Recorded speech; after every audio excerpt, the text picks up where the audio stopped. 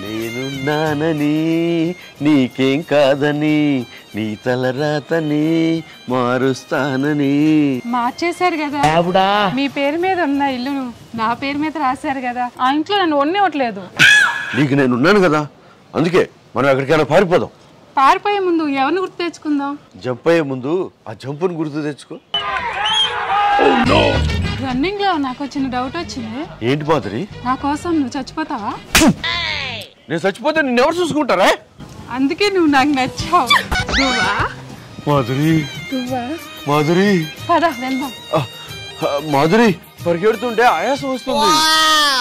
ఈ వయసులో పరిగెడితే ఆయాసమే వస్తుంది. మరి ఈ అడిగేసే ముందు నన్ను పెళ్లి చేసుకుని 7 అడుగులు వేస్తానని మాటివ్వు. మీ పెళ్లికి సాక్షి సంతకాలు పెట్టే ఆ ఎదవెవరు? అవును, సాక్షి సంతకం ఎవరు పెడతారు? ఇంకెవరు? సాక్షి ఓనరు, సాక్షాత్తమ లీడరు. నిజమే, జగనన్న. ఇలా షెల్యూట్లు పెట్టి పెట్టి నా జీవితాన్ని మాడిపోయిన ఆమ్లెట్ చేశారు కదా. అధికారంలోకి రాగానే చెప్పినట్టుగానే 3000 పెన్షన్ 4000 చేశాం. అదే మన ప్రభుత్వంలో 1000 రూపాయలు పెంచడానికి 4 ఏళ్ళు పట్టింది.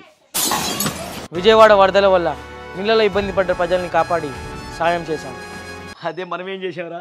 గెలిపించిన జనాల్ని నిలువున ముంచేశాం. ల్యాండ్ టైటిలింగ్ చట్టం తీసేసి వాళ్ళ సొంత భూమిని మళ్ళీ వాళ్ళ చేతిలో భద్రంగా పెట్టాం. మన ప్రభుత్వంలో రా ల్యాండ్ టైటిలింగ్ యాక్ట్ని తీసుకొచ్చి పేదోడి చేతుల్లోంచి వాడి భూమి లాక్కున్నాం. ఒక్క రాష్ట్రానికి ఒకటే రాజధాని. ఈరోజు మా రాజధాని అమరావతి అని గర్వంగా అర్చిమరి చెప్పుకుంటాం. అదే మన ప్రభుత్వంలో రా. అడిగిన రాజధాని ఏదో చెప్పలేని పరిస్థితి. అధికారంలోకి రాగానే పెట్టుబడి పెట్టడానికి పెద్ద పెద్ద కంపెనీలే వస్తున్నాయి. అదే మన ప్రభుత్వం రా. కమిషన్లు కక్కుర్తిపడి పెట్టిన కంపెనీలు కూడా పెట్టేపేడ చదువుకొని వెళ్ళిపోయేలా చేసాం. మొత్తానికి మన టైం బాగాలేదురా. టైం 11 అవుతుందన్నా, అందుకే బాగోలేదు. మేడం ఇప్పుడు సీన్ ఏంటంటే మీరు కార్ సడన్ బ్రేక్ కొట్టడం వల్ల మీకు యాక్సిడెంట్ అయింది. ఆ విషయం మీరు మీడియాతో చెప్పాలి, ఓకేనా? డైరెక్ట్స్ ఓకేనా? అసలే ఆర్జీవి గారు చాలా స్ట్రిక్ట్. Hi sir.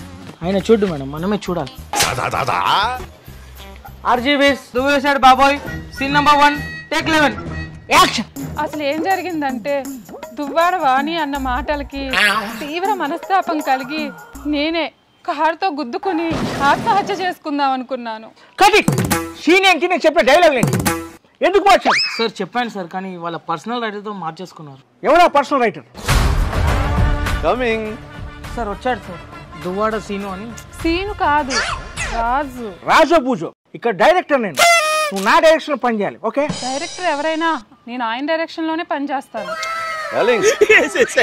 అంత గొప్ప రిలేషన్ ఏంటి మీ మధ్యలో? I want see. మా రిలేషన్ లైక్ ఏ ట్రీ. ప్రేమతో పెంచుకున్నాము. మేము ఆ ట్రీ కిందే ఉంటాం. ఏంటా ట్రీ? అడల్టరీ. నైట్ అంతా నైట్ అవుట్ చేసి పూజ చేసినా. అదే ఏ పబ్బులో? ఊరుకానా, ఏదో బాధలో ఉండి మాట్లాడుతున్నట్టున్నా. అంతా గ్రహణ ప్రభావం. నిన్నటి దాకా బాగానే ఉన్నాను రా, ఇప్పుడే బాధలో ఉన్నా.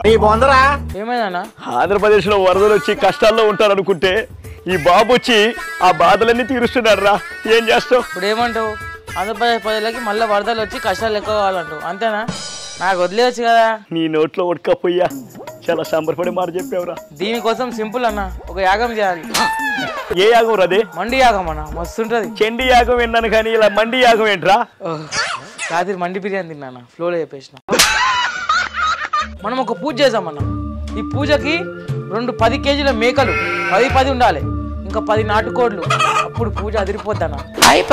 రేయ్, మనం పూజ చేస్తున్నావా పెద్ద మనిషి ఫంక్షన్ చేస్తున్నావరా? నా స్పెషలే అది, పూజ ఫంక్షన్ లా చేయడం. అరే ఆ మూర్తి నిన్ను మింగడంలో తప్పే లేదురా. ఆయన మింగింది ఎందుకన్నా? ఇప్పుడు రాత్రి మింగిందంతా దిగిపోయింది. నాకంటే ముందు నువ్వే పోయేలా ఉన్నావు.